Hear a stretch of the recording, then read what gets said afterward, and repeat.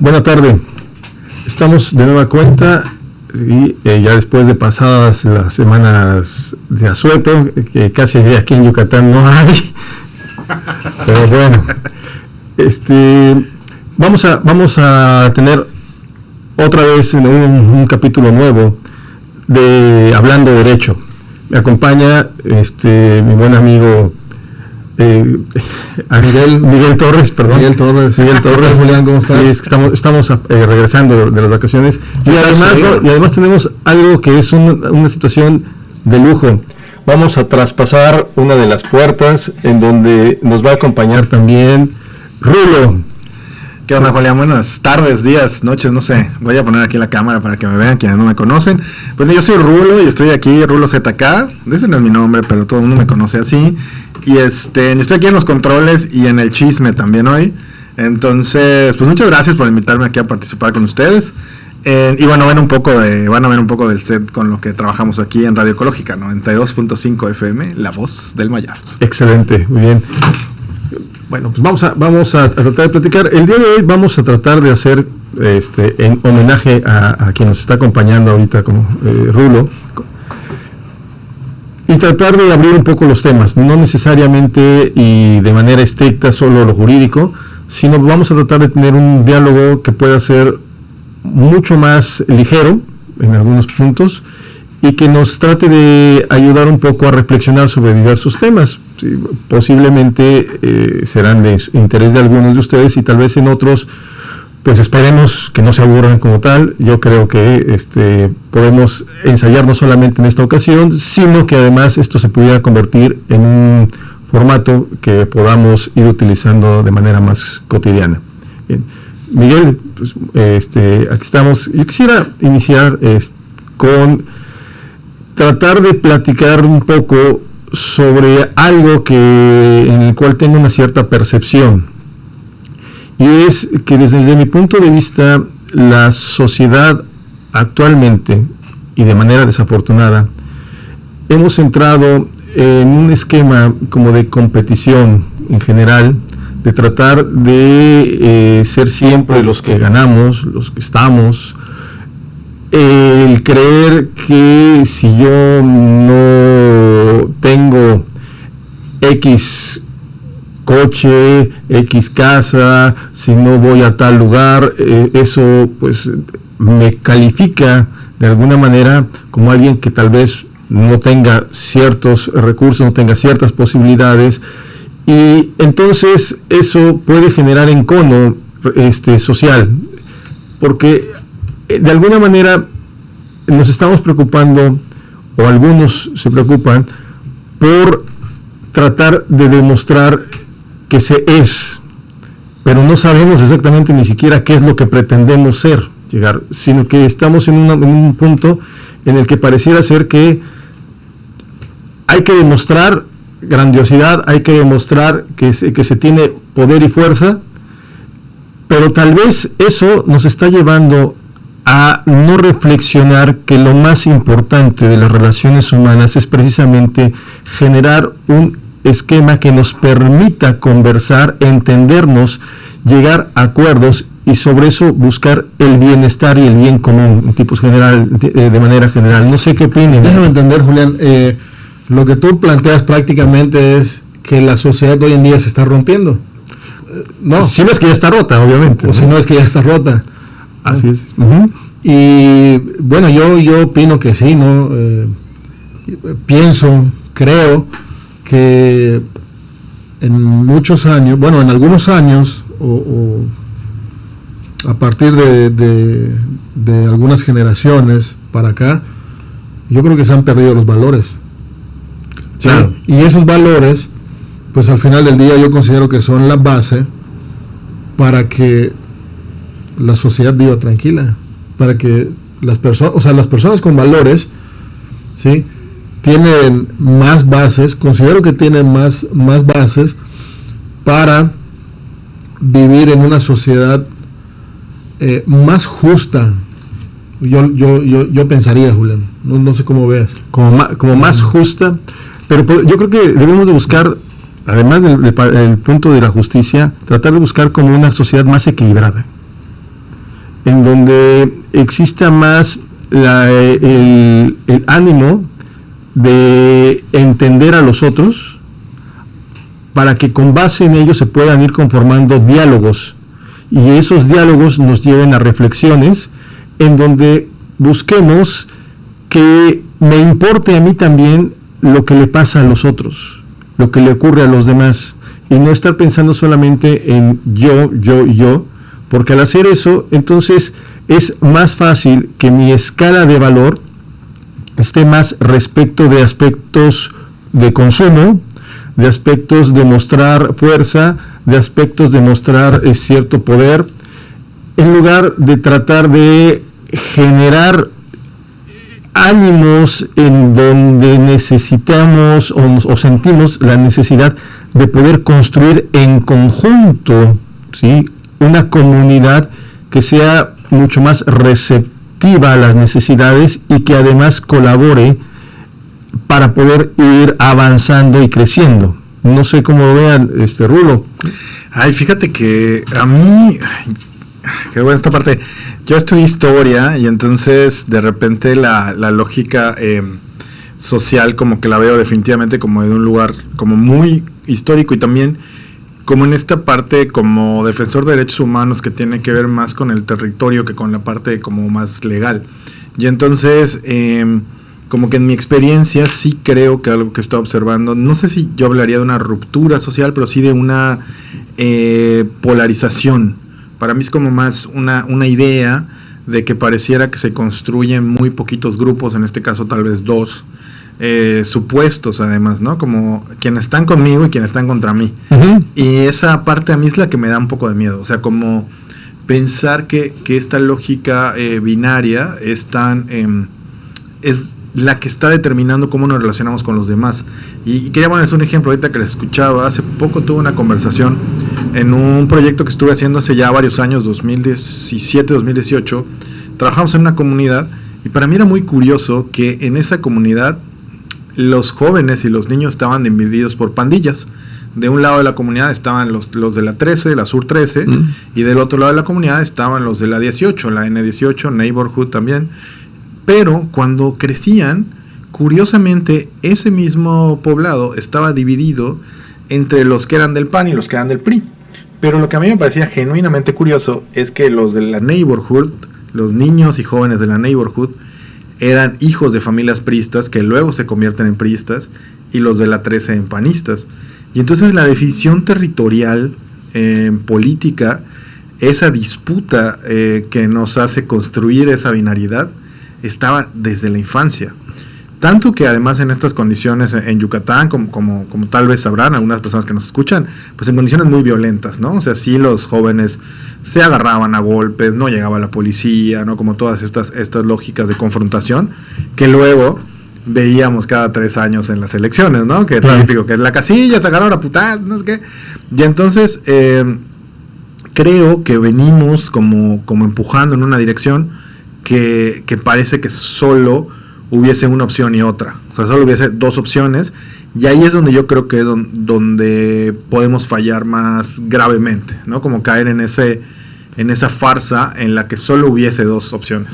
En esa alternativa en donde realmente consideras que no hay alternativa. Dices que si yo pertenezco a este lugar, pues aquí es en donde debo de estar, y entonces defiendo solamente eso. Pero tal vez eso provenga de que el propio entorno en el que yo me desenvuelvo no permite el poder visualizar que existen otras alternativas, que existen mucho más allá. Es como abrir la puerta de tu casa y sabes qué es lo que hay ahí, pero como hay otra barda, pues nunca te atreves a tratar de saltarla y mirar, ¿no? Fíjate que yo también pienso en esto que decía Miguel de los valores, y me quedo como pensando en que para mí hay como un dilema que es ético, pero a veces lo vemos como muy moral en el sentido religioso, ¿no? Como esta en muchas religiones como que está la concepción de quienes creen y los que no creen, ¿no? Uh-huh. O sea, como que no es un espectro gigante donde hay miles de diferencias espirituales. Y entonces creo que ahí es donde como radica ese problema, donde no reconocemos que la diversidad es la norma. O sea, lo normal es que seamos diferentes. Uh-huh. O sea, lo normal es que hayan muchas opiniones, lo normal es que veamos el mundo así, pero justo estamos caminando en el camino contrario, ¿no? Y creo que uno de estos valores a los que hace referencia Miguel, para mí, tiene que ver con entender que ser diferentes es lo cotidiano. No voy a usar la palabra normal, lo cotidiano es la diversidad. De ideas, de colores, de formas de andar, de especies, de todo es diverso, ¿no? Es un mundo que ha sido construido así, pero ciertos poderes... Pero ¿por qué se ve más la lucha hoy en día que antes? O sea, hoy en día se ve una lucha social, o sea, hasta mi punto de vista, a mi parecer, o sea, muy, muy fuerte, ¿no? Y no solamente en la cuestión de las clases sociales, ¿no?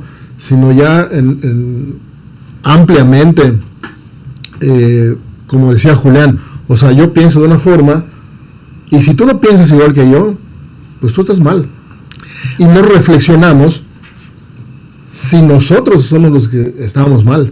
Es que entonces ahí viene un punto interesante. La pregunta sería, cuando enfrentamos entornos distintos, ¿realmente llevamos la situación a la reflexión o actuamos simple y sencillamente como reacción? Bueno, yo creo que primeramente es una reacción. Claro, entonces tal vez lo que tenemos que tratar de aprender es cómo buscamos, antes de reaccionar, el analizar para poder entonces atender, hablar, etcétera, porque sí, creo que es muy cierto. En muchas ocasiones lo que hacemos es no pensamos adecuadamente y simple y sencillamente nos dejamos llevar. Uh-huh. Ahora, si el ser humano por naturaleza pues tiende a reaccionar, todo lo que sucede hoy en día y toda esta lucha, ¿no?, entre las diferentes clases, y yo creo que incluso ya hasta cierto punto también hoy en día, y me atrevo a decirlo, impacta al gobierno en esta cuestión, ¿sí? Porque desde mi punto de vista hay una, no sé, yo le llamaría, no sé, incitación quizá, tal vez no se utilizaba la palabra correcta, pero a diferenciar. Tan es así que hoy lo vemos, ¿no? Por ejemplo, en la cuestión del gobierno, o sea, hay una lucha muy marcada entre hombres y mujeres. ¿Sí? Partimos de allá. O sea, ¿quién es más? ¿Quién tiene derecho a más? Yo quisiera como plantearles una pregunta. Cuando escucho esas discusiones, de repente creo que algo que a mí me aclara un poco la postura de otras personas es cómo ustedes en su vida cotidiana, no tal vez en lo que adquirimos a través de noticias o redes sociales o tal, ¿cómo ven ustedes en su vida cotidiana que esta oposición entre quién está bien y está mal les afecta? O sea, en la vida cotidiana de Julián o de Miguel, ¿cómo te afecta de manera ahí como, no sé? A mí me pasa muchas veces, doy clases, ¿no?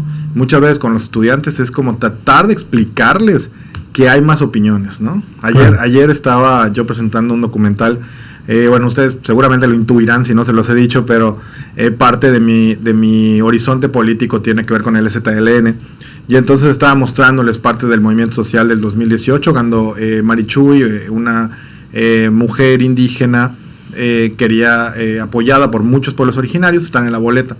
Y entonces estaba viendo un documental y un estudiante me decía, oye, pero ¿cómo? O sea, quería estar en la boleta, pero no quería, o sea, quería ser candidata, pero no quería ser electa. Y entonces tuve que explicarle que parte de ese movimiento social no buscaba ganar en una lógica electoral que típicamente está mediada por ganadores y perdedores. Uh-huh. Y entonces entender la diversidad desde un lugar donde no hay ganadores y perdedores, o no se ve así, es muy difícil, ¿no? Y el estudiante me decía, ¿cómo, Rulo? O sea, hicieron todo ese esfuerzo, porque retrata todo el esfuerzo del documental, ¿no?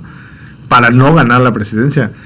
Y entonces, un poco lo que a mí me sorprendió y lo que me cuesta trabajo cuando doy esa clase, es explicarle a esas personas que parte de este horizonte diverso, ético, filosófico, político, pasa, por ejemplo, por cuestionar si en la lógica de relación social siempre es ganar o perder. ¿no? Puede haber ganar, puede haber perder. O sea, no sé, pienso mucho que en el caso ahorita que platicábamos del derrame del Golfo, yo creo que estamos perder todos los horizontes políticos, ¿no? O sea, estamos perdiendo políticamente y estamos perdiendo ecológicamente y económicamente. Y entonces hay relaciones sociales de perder, que tal vez son, desde mi perspectiva y en mi cotidianidad, a donde nos lleva esta idea binaria, ¿no? De estoy bien, tú estás mal. Sí. Pero no sé cómo lo ven ustedes en su cotidianidad. ¿Dónde lo ven? Además, no sé si también cuando litigan ven eso, ¿no? Bueno, sí, yo normalmente pues lo atendemos, lo veo, yo que me dedico pues al tema penal. Una de las cosas en donde pues ahora sí que percibo esas circunstancias, claro que también tienen que ver con la ideología de la gente, ¿no? Hoy en día en el proceso penal hay algo que se llama justicia alternativa, mediación. ¿Qué significa esto? Oye, vamos a resolver el tema sin tener que llegar a un juicio, ¿sí? Y la gente no piensa o no quiere ocupar esta salida fácil, esta salida alterna, y pues dicen no, o sea, me voy hasta las últimas consecuencias. Vale. Y empieza, o más bien percibo en muchas ocasiones, no en todas, ¿sí?, que la gente lo que busca como que para tener una felicidad, y me atrevo a decirlo así, no es resolver su problema, es destruir a la otra parte. Está bien fuerte eso, Miguel. Oye, perdón, antes de Julián, quería preguntar a Ernesto, Miguel, ¿cómo te hace sentir a ti cuando estás a eso, no? No es muy fuerte, o sea, no es como emocionalmente pesado para ti. Claro, totalmente es emocionalmente pesado, ¿no? Nosotros, al final del día, bueno, en mi trabajo, pues, primero, pues tenemos que ser profesionales, ¿no?, éticos. Pues siempre, al menos desde mi punto de vista, siempre le explico 1, 2, 3 veces, o las veces que sea necesario, pues obviamente a la persona que represento, que esa es una posibilidad, ¿no? Sin embargo, pues también desde el punto de vista profesional, pues si no se puede o si la persona no quiere en ese momento, pues nosotros como abogados pues tenemos que continuar en el camino del proceso, ¿sí? Porque algo muy indispensable que se requiere para que la problemática se solucione es la voluntad de ambas partes. Y si una parte no tiene la voluntad, entonces ya el juez va a decidir. Claro. ¿Sí? Pero sí es muy pesado en cómo muchas veces escuchas, ¿no?, los pensamientos o las opiniones de la otra parte, y pues quizá tú desde tu percepción o desde tu interior, ¿no?, desde tu yo interior, pues no coincidas con lo que piensa tu representado, pero ahí es donde tiene que nacer pues o lo profesional, lo ético, ¿no? Pues, es tu trabajo. Nuestro trabajo, claro. Está fuerte. Es como muchas veces, ¿no?, a los abogados penalistas, no me va a dejar mentir Julián, pues siempre nos cuestionan, ¿por qué defiendes a un violador? ¿Por qué defiendes a un homicida? Bueno, o sea, independientemente de lo que te diga tu cliente, ¿no?, tú tienes que ser profesional, y al final del día pues es tu trabajo, ¿no? Incluso por eso existe el secreto profesional, pues que tenemos pues los abogados. Jamás podría hacer ese trabajo. ¿Quién sabe por qué estamos aquí? Es que, o sea, creo que para mí sí, como emocionalmente me parece muy rudo. O sea, eso que estás contando, yo ya me voy a poner a llorar ahorita, ¿no? O sea, me parece como muy pesado ver tú la posibilidad de que se solucione de una manera más sencilla, porque en tu experiencia se puede hacer, pero en la realidad la persona no quiere abrirse a esa posibilidad, ¿no? O sea, no sé, eso a mí me parece, por eso digo que a mí emocionalmente te estoy escuchando y digo, puta, hacerlo diario me parece, o sea, tiene que haber como cierta sensibilidad emocional también de su trabajo para decir, bueno, pues es mi chamba y le sigo, ¿no? Sí, definitivamente. Pero mira, yo creo que uno de los problemas que existe es que bajo una malentendida cultura del esfuerzo, la gente, o todos nosotros, buscamos llegar a ciertos objetivos y metas, Y cuando los vamos alcanzando, como que vamos diciendo, me estoy autoconstatando que sí tengo la capacidad para hacer esto, y después puedo hacer esto, y después puedo hacer esto. Aquí la cuestión es que ese pensamiento, que puede ser muy positivo, también en muchas ocasiones lo acompañamos con una visión en donde va creciendo el ego. Conforme vas avanzando, dices, bueno, pues ya pude demostrar que yo puedo alcanzar esto, que ya puedo tener esto. Y entonces ahí es cuando empezamos a olvidarnos un poco de las partes más humanas y prestarle atención a cosas más relevantes respecto del ser, no del tener. Y en el tener es en donde nos empezamos a confundir y empezamos a generar ciertas conductas en donde si no logramos transmitir que soy y tengo, y que además puedo hasta influir en qué se decide y cómo se decide, pues entonces simple y sencillamente pues empezamos a caer en una situación como si fuera una nube, en donde yo creo que lo puedo absolutamente todo, y con base en ello pues yo soy el que lo merezco, el que lo debo de tener. Y los demás que pueden tener, no me importan los demás, me importa lo que yo tengo, porque eso es lo que a mí me autoconstata, es lo que me hace sentir bien, y además eso lo transmito. Y cuando llego a ese punto, entonces pues todo lo demás no me importa, porque lo relevante soy solamente yo. Y creo que en muchas ocasiones, bajo ese malentendido de que si te esfuerzas lo vas a lograr, llegamos a caer en situaciones de ese tipo. Sí, yo creo que estamos, yo creo que como sociedad estamos perdiendo la sensibilidad, ¿no?, en la humanidad. Y yo creo que acá lo estamos hablando a una escala mínima, a una escala menor. Claro. O sea, ¿qué está pasando a nivel global hoy en día? ¿Sí? O sea, por un problema de naciones, de tiempo atrás, o sea, están muriendo las personas. Están matando a las personas. Cuando eso ya había ocurrido muchos años atrás, y en teoría, pues es algo que no debería ocurrir. No debería ocurrir, pero recordemos que en términos generales la humanidad siempre ha estado en guerra. Sí, ese es un problemón. La verdad es que a mí sí esa parte me parece así como, ya por favor, que se detenga esta barbarie. Pero parece que esa es la práctica, ¿no?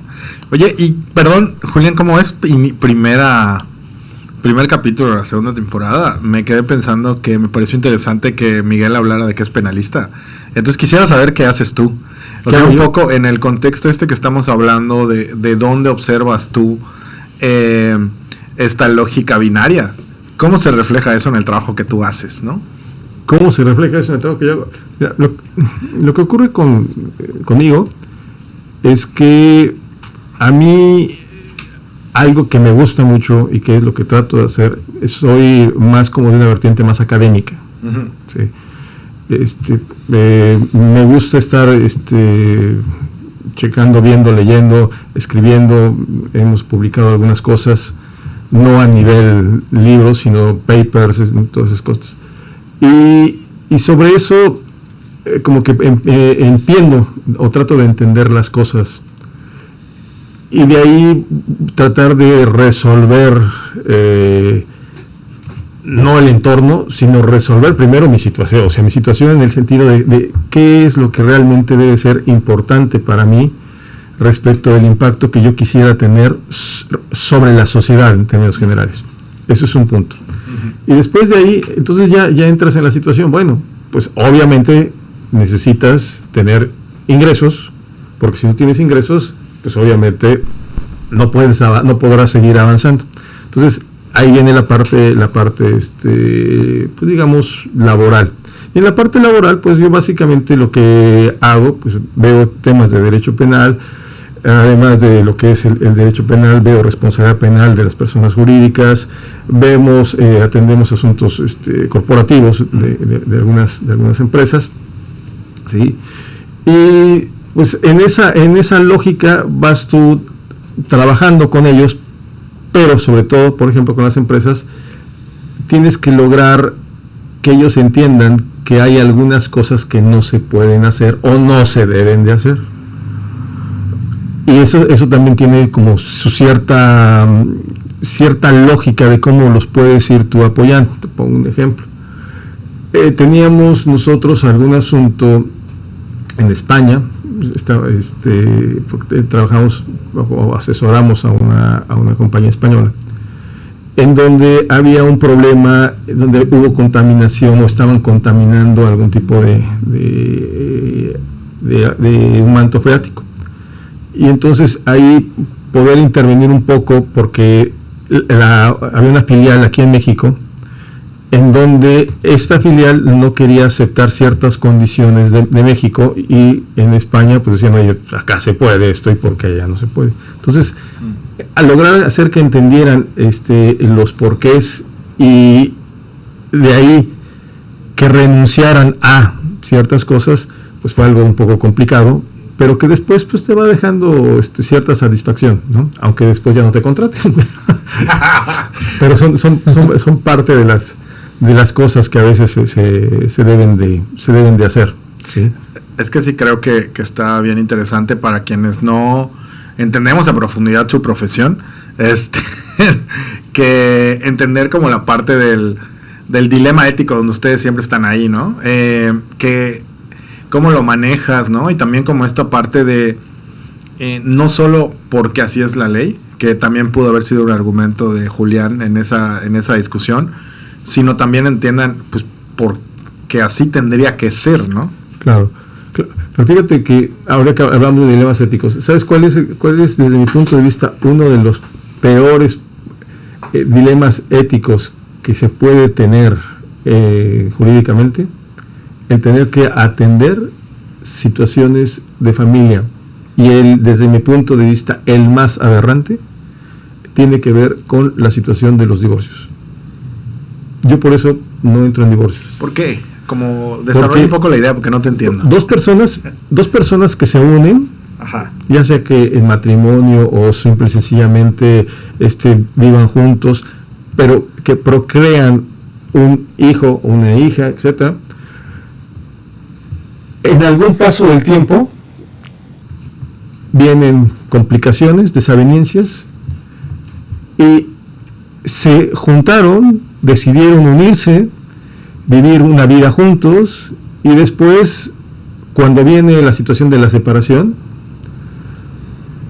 los menores son utilizados en muchas ocasiones como en el juego perverso de ¿con quién vas? ¿Conmigo o con ella? Con melón o con sandía. Con melón o con sandía. Y los hijos terminan siendo como la moneda de cambio con la cual yo te voy a hacer todo el daño posible, porque yo tengo que quedarme con ellos, o yo tengo que quedarme con los bienes, o yo tengo que quedarme con... Y esas situaciones me parece a mí que son terribles, porque hubo en algún periodo una situación en donde se juraba un amor eterno. Generó el nacimiento de 2, 3, 4, los que sean, menores que no tienen nada que ver con eso. O sea, en realidad ellos no están en la ecuación del conflicto de los mayores. Sin embargo, son utilizados, y de manera a veces perversa, para obtener algo a cambio. Cuando tú ves esa situación, verdaderamente el derecho debe de funcionar de esa manera en este tipo de casos. ¿No hay alguna otra forma? Oye, a mí me parece súper interesante que después de los 10 episodios de la primera temporada, como que siento que les estoy escuchando decir cosas que no habían dicho, ¿no? Y no porque no por el fondo, sino también como la forma, que creo que para mí es interesante cuando platico con profesionales que desconozco como un poco cómo funciona su trabajo profesional. Siempre me quedo pensando en esa parte sensible, porque tal vez otro abogado dirá como, no mames, Julián, si eso es lo más fácil, ¿no? Como que para otras personas pues, eso puede ser sencillo. Claro.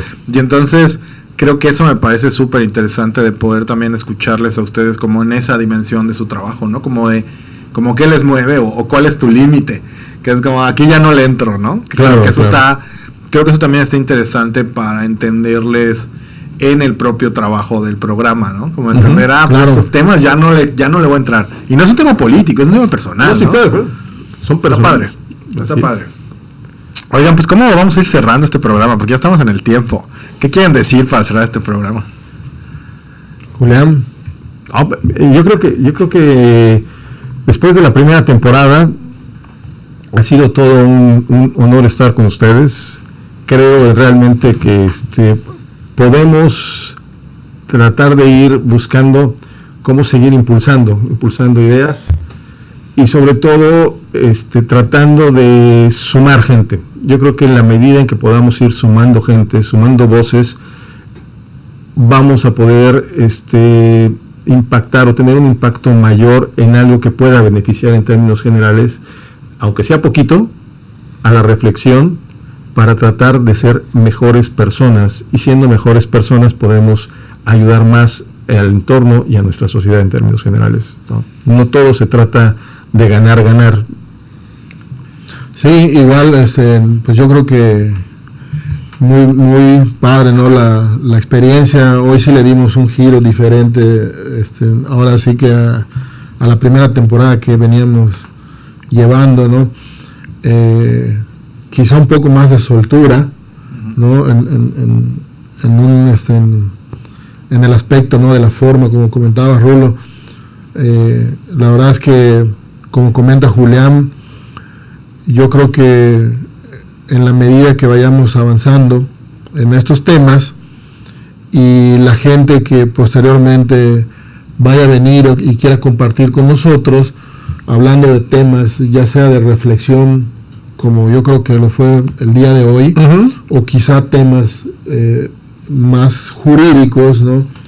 O cualquier otro tema que pues, posteriormente se vaya dando, va a ser muy interesante, porque independientemente de que pues podemos compartir nuestros conocimientos hacia las personas que nos están escuchando y en algún momento les pueda ayudar, pues como dice Julián, igual, ¿no? También pues si podemos aportar algo, ¿no? para circunstancias o situaciones de reflexión, pues eso pues lo vamos a hacer, ¿no? Lo hacemos con gusto, y pues siempre y cuando no va a ser nuestra opinión también personal, nuestra opinión jurídica.